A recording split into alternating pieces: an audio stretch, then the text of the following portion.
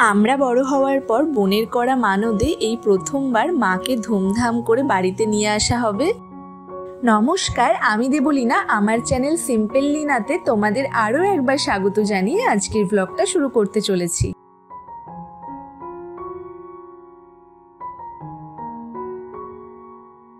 একদম ছোটবেলায় বোন এই মানতটা করেছিল, মন থেকে বোন যেটা মায়ের কাছে চেয়েছিল সেটা যদি পূরণ হয় তাহলে ধুমধাম করে মাকে বাড়িতে নিয়ে এসে পুজো দেবে। আর তার সাথে এটাও বলেছিল সেই পুজোটা দেবে বাবার ইনকাম করা টাকা থেকে নয়, নিজের ইনকামের প্রথম টাকা দিয়ে মাকে পুজো দেবে। হাতে আর সময় একেবারেই বেশি দিন নেই, তাই সবাই মিলে ছাদে গিয়ে রোদ পোহাতে পোহাতে নেমন্ত্রণের লিস্ট করা হচ্ছে।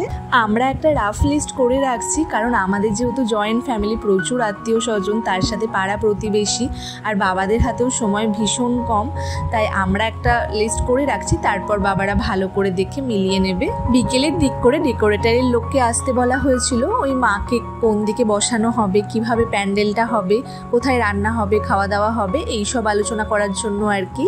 বোন অনেক দিন ধরেই পুজোটা দেবো দেবো করছিল, তো ফাইনালি পুজোর ডেট ঠিক করা হয়েছিল ওই ফেব্রুয়ারির 21 তারিখ নাগাদ।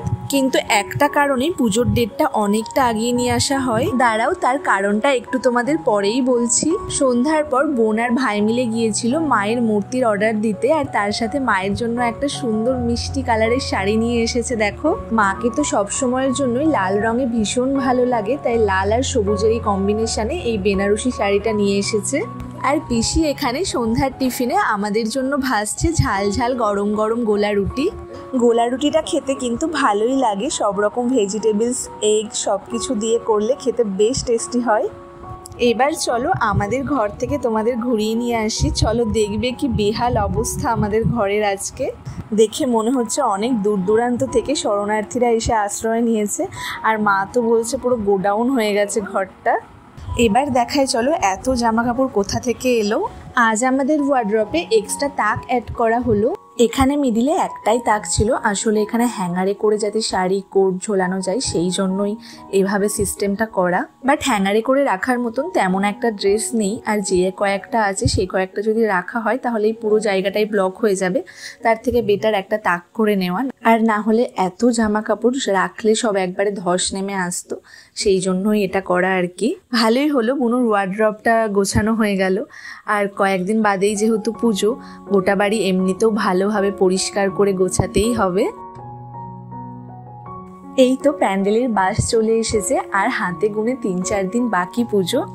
এতটা আনন্দ হচ্ছে, হয়তো এই ফিলিংসটা মুখে বলে বোঝাতে পারবো না, বাট একটা আলাদাই এক্সাইটমেন্ট কাজ করছে। চলো এবার তোমাদেরকে বলি কি কারণে পুজোর ডেটটা আগানো হলো।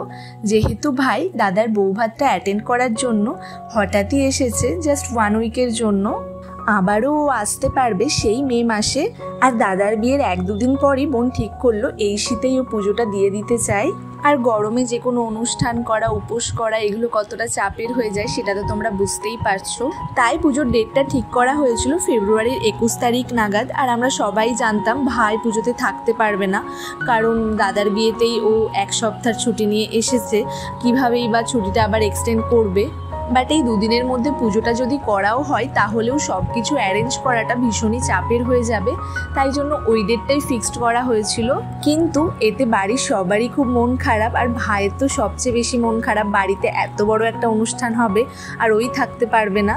তাই ও কাকাকে গিয়ে বলল, বাইরে বাড়িতে যা যা যত কাজ আছে আমি সব কাজ করে দেব, কোনো প্রবলেম হবে না, বাট পুজোটা তাড়াতাড়ি করো, তাহলে আমি থাকতে পারবো। আর সেটাতে সবাই রাজি হয়ে যায় আমরা, কারণ ও না থাকলে ভালো লাগবে না কারোরই। আর ঠিক সেই কারণেই পুজোর ডেটটা এতটা আগিয়ে চলে আসে। আমাদের বাড়িতে মায়ের পুজো হয়েছিল ঠিক সরস্বতী পুজোর 1 দিন বাদ দিয়ে, মানে সরস্বতী পুজো ছিল 2 তারিখ আর মায়ের পুজো হয়েছিল 4 তারিখ। বুঝতেই পারছো পরপর কত খিজিবিজি ছিল বাড়িতে। গোটা ছাদটা জুড়েই প্যান্ডেল হবে, একদিকে মাকে বসানো হবে আর অন্যদিকে প্রসাদ খাওয়ানো হবে। মা বাড়িতে আসছে বলে কথা, কেনাকাটি বাজার হাট হবে না সেটা তো হতেই পারে না। এই শপিংটা বোন একদম নিজে করেছে, মা কাম্মাদের জন্য শাড়ি এনেছে আর নিজের জন্য শাড়ি এনেছে। চলো কেমন কি শাড়ি এনেছে তোমাদেরকে দেখাই। খুব সুন্দর হয়েছে, তোমরা একটু রিয়াকশন দাও। হ্যাঁ,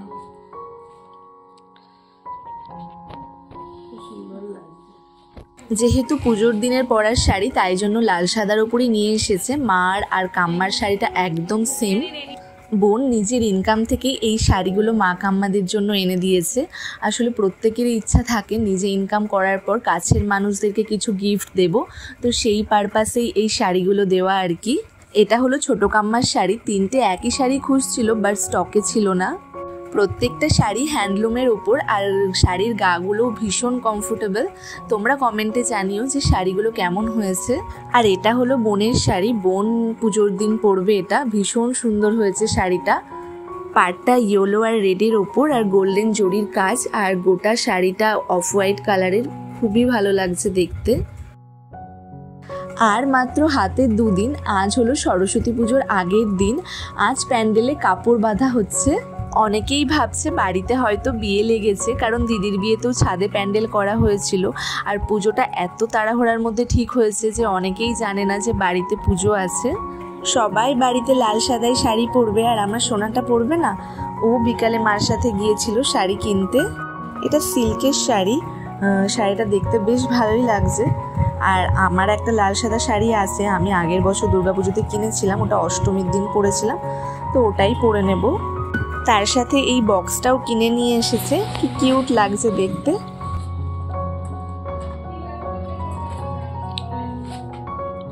আর পিসির শাড়ির ভিডিওটা তো করাই হয়েছিল না। এটা হলো পিসির শাড়ি, এটা বোন দিয়েছে পিসিকে। আজ হলো সরস্বতী পুজো। প্রতি বছরই সকাল সকাল আমাদের বাড়িতে পুজো হয়ে যায়। এবার তো সরস্বতী পুজো 2 দিন। আজকের দিনে আর বেরাতে ইচ্ছা করছে না, আর কালকেই সব বন্ধুরা মিলে বেরানোর প্ল্যান আছে। ভাবছি কালকেই বেরোবো। তাও ভেবেছিলাম যে হ্যাঁ একবার বেরোই, বাড়িতে বসে কী বা করবো, বাট আজকে বাইরে একদম মেঘলা মেঘলা ওয়েদার। পুজো দিয়ে চলে এসেছি ছাদে দেখতে প্যান্ডেল কত দূর হলো। প্যান্ডেল অলমোস্ট কমপ্লিট, আর তেমন কিছুই বাকি নেই, শুধু হয়তো লাইটগুলো লাগালেই হয়ে যায়। ফাইনালি আজ হলো পুজোর আগের দিনের রাত। এখন ছাদে চলছে জোর কদমে তোড়জোড়। আমাদের ইচ্ছা ছিল মায়ের বসার জায়গাটা আসল ফুল দিয়ে সাজানো হবে। এখানে আছে জারবেরা, চন্দ্রমল্লিকা, তার সাথে কিছু রোজ আর কিছু প্লাস্টিকের ফুলও আছে। এই যে দেখো সাজানোর কাজ চলছে, সাজানো প্রায় কমপ্লিট হয়ে গেছে। আজ রাতে গেস্ট বলতে শুধু মাসিরাই এসেছে, আর কেউ আসেনি, আর সবাই কালই আসবে। মাসি এখন আসনের সামনের জায়গাটা পরিষ্কার করছে। এখানে সৈঙ্কা দিদি এখন আলপনা দেবে। আলপনাটা সৈঙ্কা দিদিকেই দিতে বলেছি, কারণ ওর হাতের কাজটা খুব ভালো। সৈঙ্কা দিদি স্ট্রাকচারটা করে দিয়ে চলে গেছে, এখন বোন মৌমিতা এরা করবে। আর তাছাড়াও কালকে সৈঙ্কা দিদি উপোস করবে। অনেকটাই রাত হয়ে গেছে, তাই ও বাড়ি চলে গেছে। আলপনার ডিজাইনটা সত্যিই খুব সুন্দর হয়েছে। পুরো স্টেজের সামনেটা কভার করে করা হয়েছে। এবার আমিও বসে পড়েছি তুলি হাতে নিয়ে। আমারও দেখে ভীষণ ইচ্ছা করছে করতে। আর তাছাড়াও আজ রাতের মধ্যেই কমপ্লিট করতে পারলে ভীষণ ভালো হয়। আর কাল সকালে উঠে আর একদমই সময় পাওয়া যাবে না। এই দেখো মায়ের বসার জায়গাটা একদম সাজানো হয়ে গেছে। তোমরা কিন্তু অবশ্যই কমেন্টে জানিও কেমন হয়েছে সাজানোটা। আজ আর আমরা এতজন মিলেও পুরো আলপনাটা কমপ্লিট করতে পারলাম না। সৈঙ্কা দিদিকে বলেছি, ও বললো কাল সকালে তাড়াতাড়ি করে এসে কমপ্লিট করে দেবে। তবে চলো আজকের মতো ব্লগটা এখানেই শেষ করছি। তোমাদের যদি ব্লগটা ভালো লেগে থাকে লাইক, কমেন্ট অ্যান্ড শেয়ার করবে। সাবস্ক্রাইব করতে ভুলবে না। আবার দেখা হচ্ছে নতুন কোনো ব্লগ নিয়ে। ততক্ষণের জন্য টাটা।